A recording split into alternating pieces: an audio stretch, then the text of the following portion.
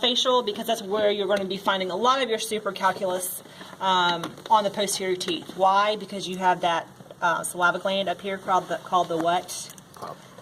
Parrot. Say it out. There you go. So you'll see a lot of supercalculus here. Again, for our purposes, we only use it for the interproximal space. Your textbook says you can use it for the facial and the lingual aspect. You perfectly can.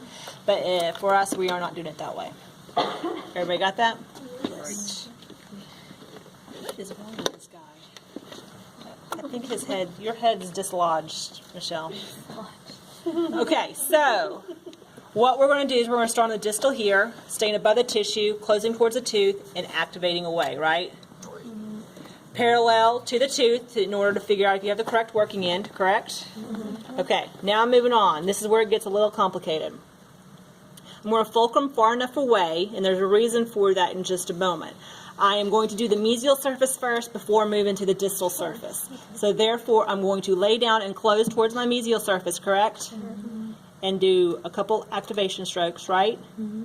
Coming out of the interproximal space, why? I have pointed papilla in there, and I do not want to chop them off.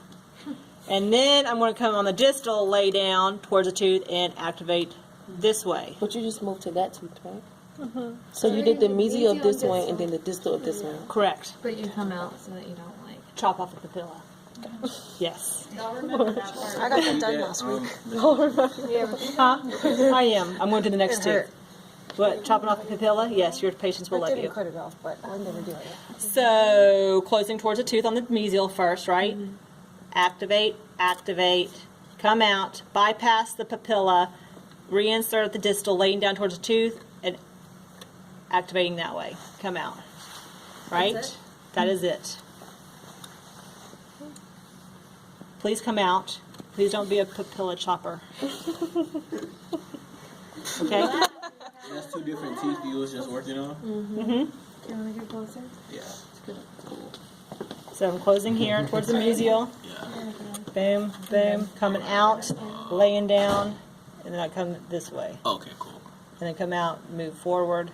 But you've got to remember that you have the fulcrum far enough away so that way when you do the distal here, you're not on the same tooth that you're working on.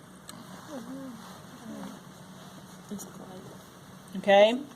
So we can't switch fulcrum. No. Okay. A lot of people, or a lot of students, I should say, let's say they'll start here, do this, and realize that they're on the same tooth, so they'll slide forward and do that. That's wasting So you want time. to start like 2 teeth away? Probably, yes. Yes. Since you're going to like switch Yes, because you got to have a mental note that I'm aiming for this surface and this surface, so I need to be kind of out here, right? You will find that one of these sides are a little bit less sharp. You're not going crazy. That is correct. So you'll find one Why side. is that? It's just the way they sharpen them. They're going through a transition. So would it not get... You won't feel the grab as the little click as easy. Okay. But Okay. it still works just It just works just fine. You got it. Okay, go